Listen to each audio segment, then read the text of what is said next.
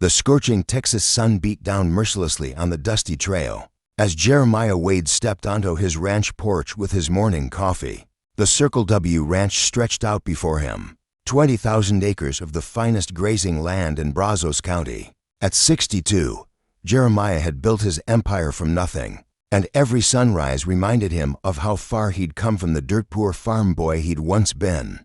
But this morning was different. In the distance, near the main gate, he could see shapes moving erratically along the fence line. Squinting against the glare, Jeremiah realized they were people. Small figures stumbling and weaving like they were drunk or sick. "Maria," he called to his housekeeper, "bring me the spyglass." Through the lens, his weathered face hardened with concern. 3 boys, none of them looking older than 15, were struggling along his property line. Even from this distance, he could see their clothes were torn and filthy, their movements desperate and uncoordinated. The smallest one, who couldn't have been more than 10, kept falling behind. As Jeremiah watched, the middle boy suddenly pitched forward and didn't get up.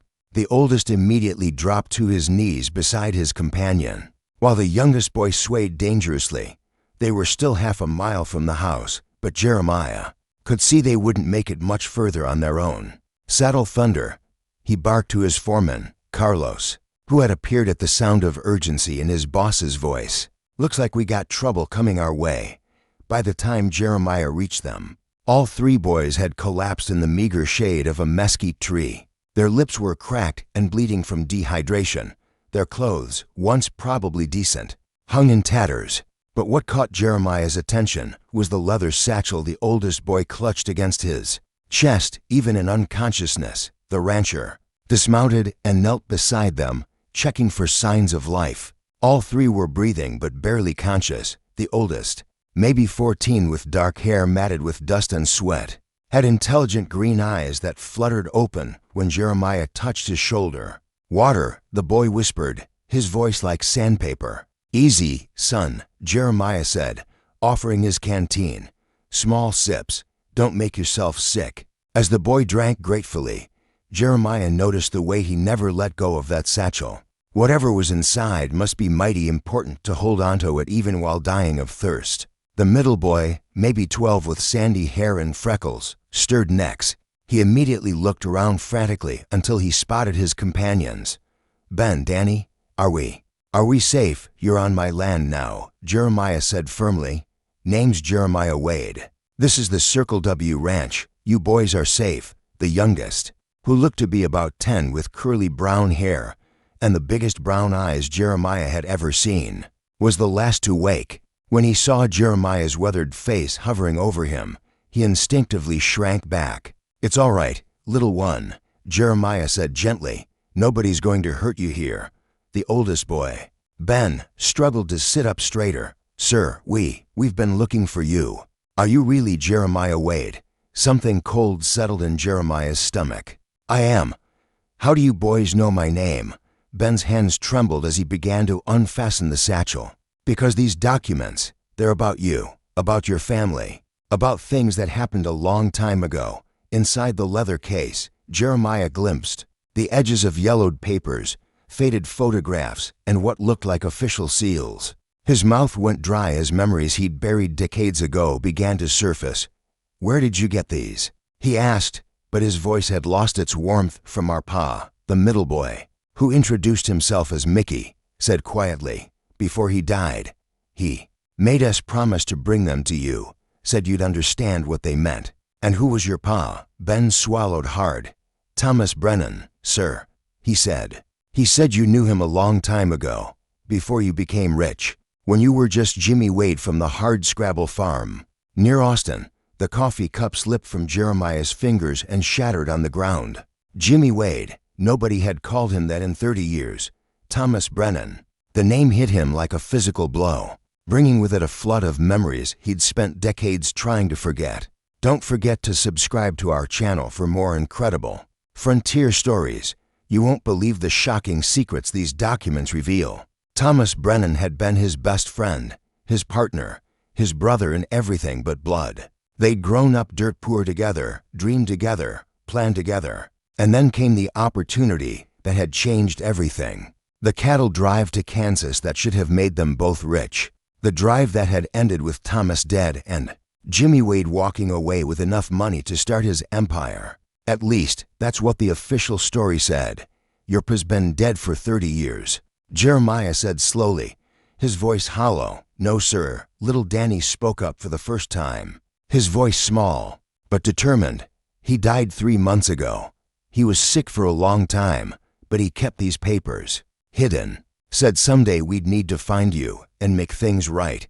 Ben opened the satchel fully now, and Jeremiah's blood turned to ice. There, on top of the pile, was a photograph he'd never seen before. It showed 2 young men standing beside a chuck wagon, arms around each other's shoulders, grinning at the camera. One was clearly a younger version of himself. The other was Thomas Brennan, alive and well and very much not dead. He made us memorize the story, Mickey said, watching Jeremiah's face carefully. About the night you left him for dead after the stampede. About how you took his share of the cattle money and built your ranch. About how he spent 30 years just trying to survive with a broken back and no way to prove what really happened. The world seemed to tilt beneath Jeremiah's feet. The official story had been simple. Thomas Brennan died in a stampede during a cattle drive in 1863. Jeremiah Wade, the sole survivor, had used the proceeds from the successful drive to purchase land and start his ranch. Everyone believed it because Jeremiah had the money and the documentation to prove his ownership of the cattle. But the truth was very different. He forgave you, Ben said quietly, pulling out a letter written in a shaky hand, even at the end. He said he forgave you, but he wanted you to know that we existed, that we're Brennans, and we deserve to know our family's real story. Jeremiah looked at the 3 boys, really looked at them for the first time. Now that he knew who they were, he could see it. Mickey had Thomas's stubborn chin. Danny had his gentle eyes, and Ben had the same intelligent, determined expression that Thomas had worn when they were planning their future together. What do you want from me? Jeremiah asked. Though he already knew the answer would change everything. Nothing, Ben said, and the simple honesty in his voice cut deeper than any demand could have. Pa just wanted you to know the truth finally came out, and he wanted us to see what our family's sacrifice built.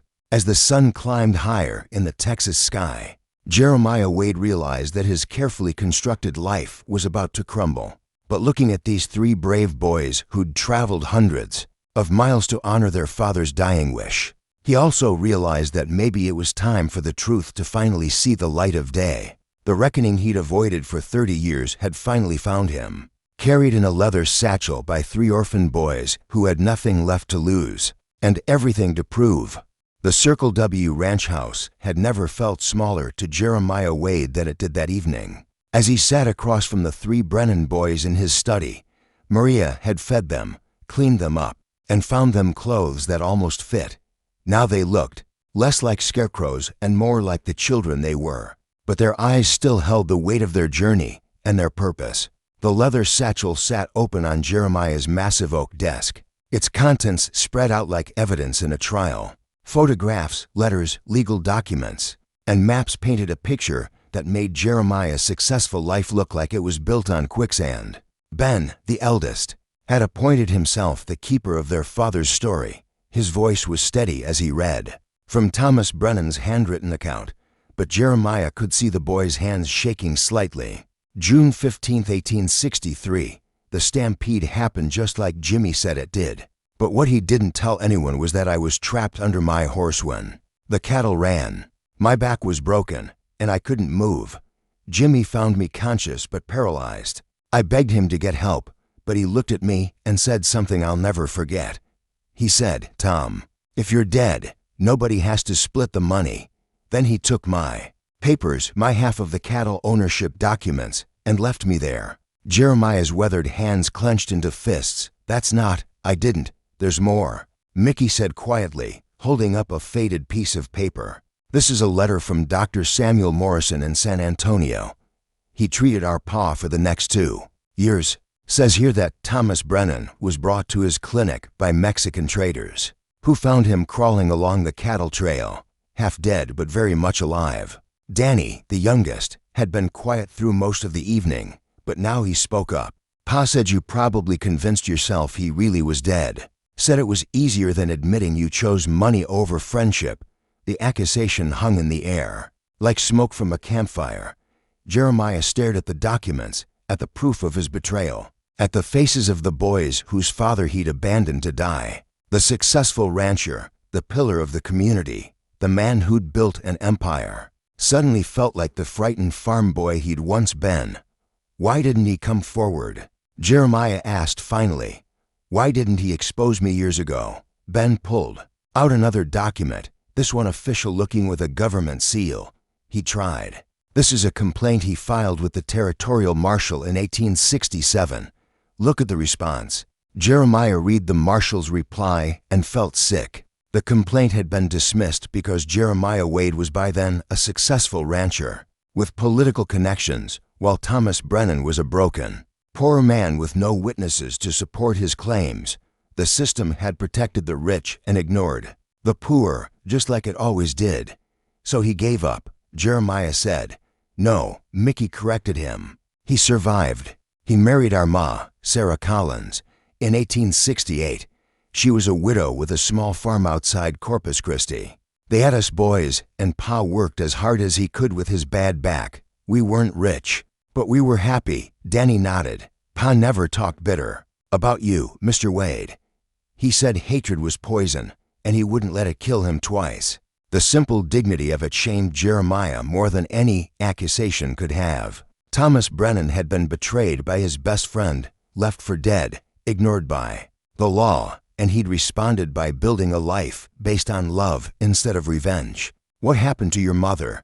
Jeremiah asked. Fever took her 4 years ago, Ben replied. Pa did his best alone, but his back kept getting worse.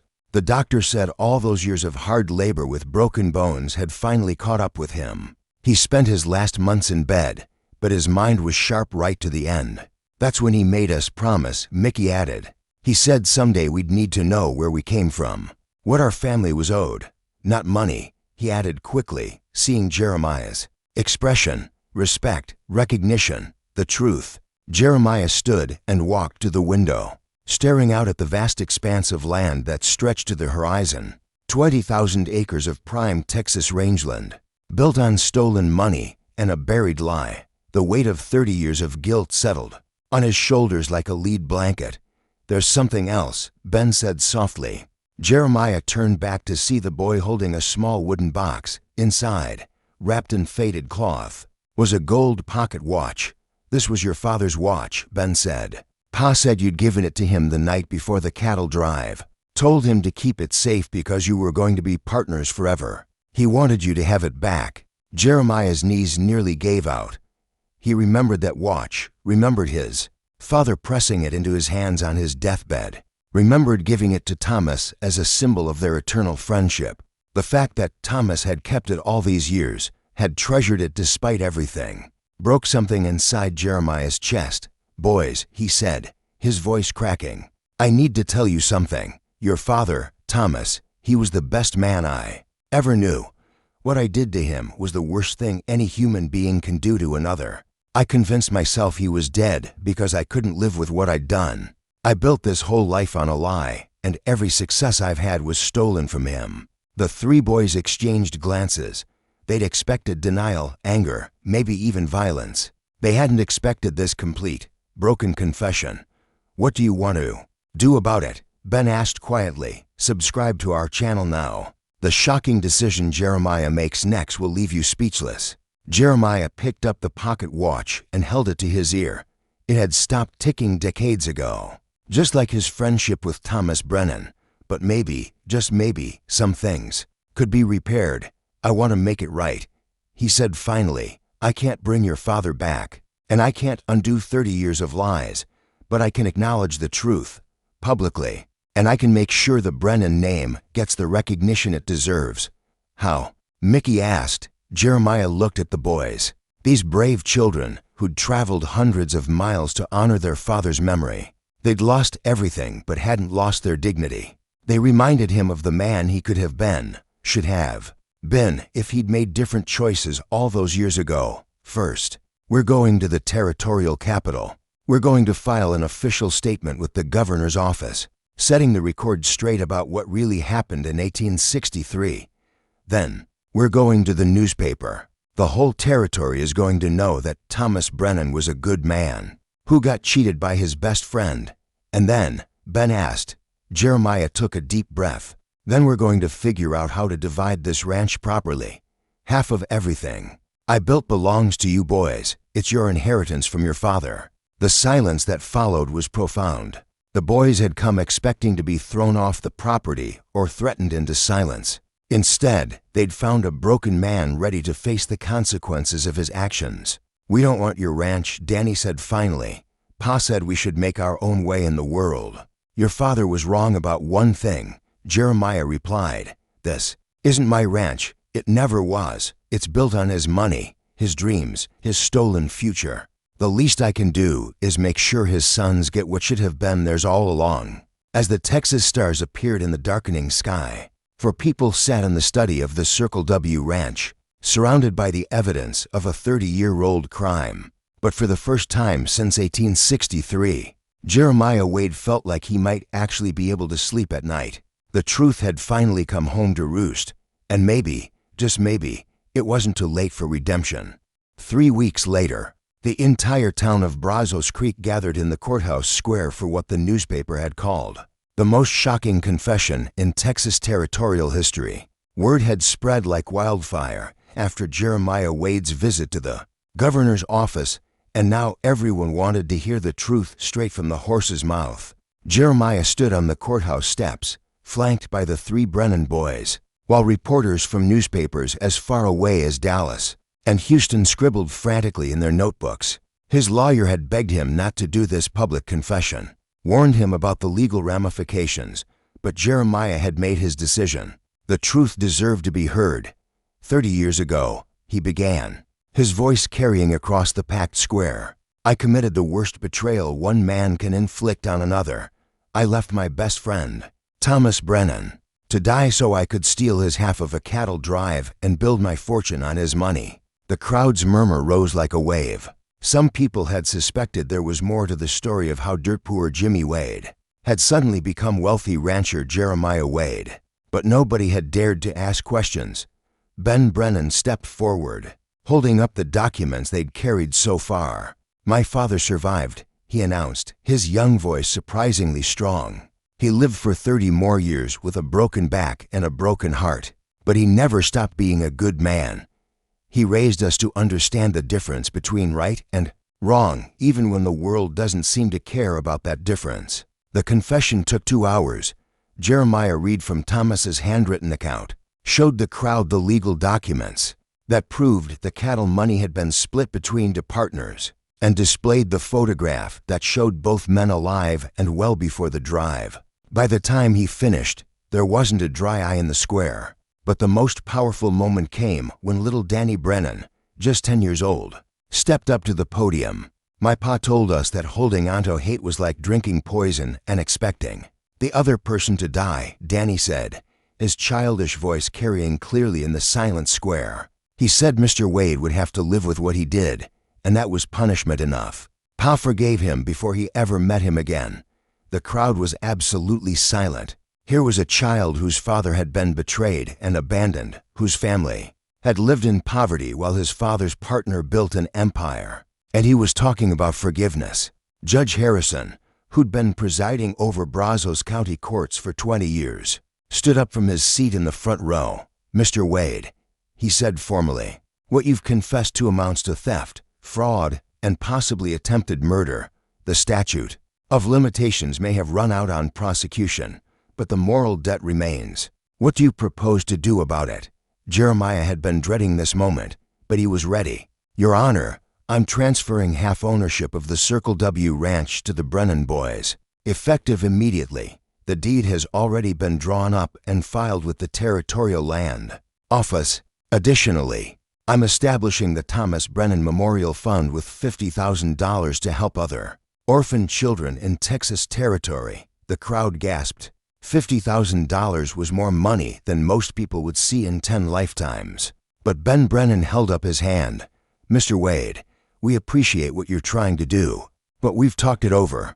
We don't want your ranch. The square erupted in surprised chatter. Jeremiah looked stunned.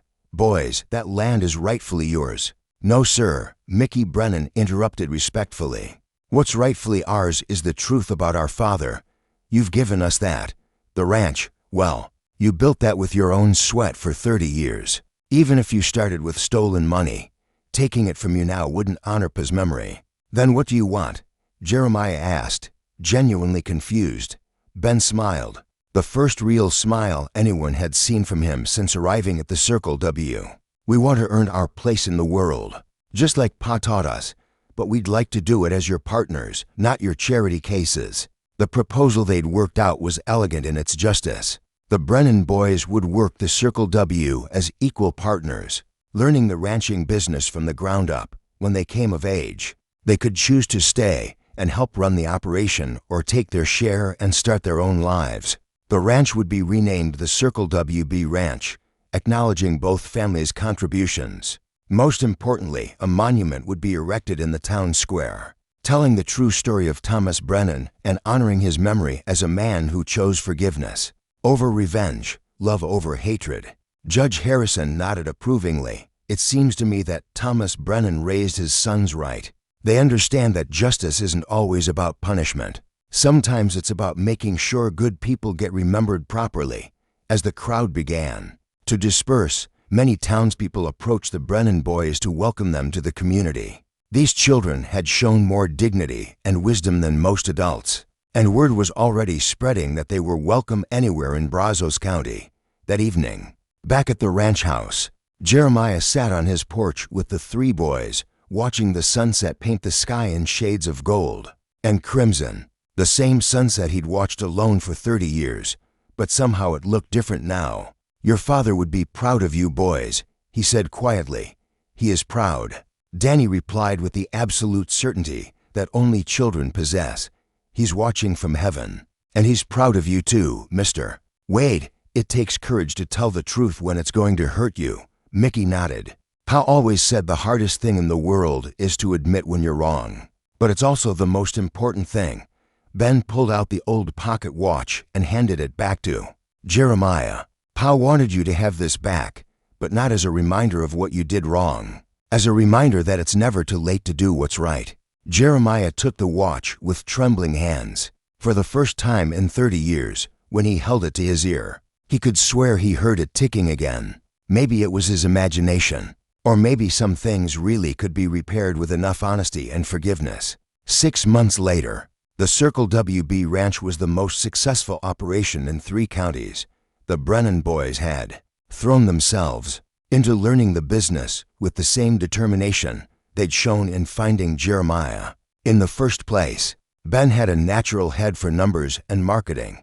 Mickey's way with horses was already legendary, and little Danny had surprised everyone by showing a talent for reading weather patterns and predicting the best times for moving cattle. The Thomas Brennan Memorial Fund had already helped dozens of orphan children find homes and opportunities throughout Texas territory, and the monument in the town square had become a gathering place where people came to remember that doing the right thing was always possible, no matter how much time had passed. Subscribe to our channel for more incredible stories of courage, forgiveness, and second chances from the American frontier. Hit that subscribe button now, because these tales of ordinary people doing extraordinary things will restore your faith in human nature. On the first anniversary of their arrival at the Circle W, Jeremiah Wade stood at Thomas Brennan's grave in the Corpus Christi Cemetery, flanked by 3 young men who'd become the sons he'd never had. The headstone was simple. Thomas Brennan,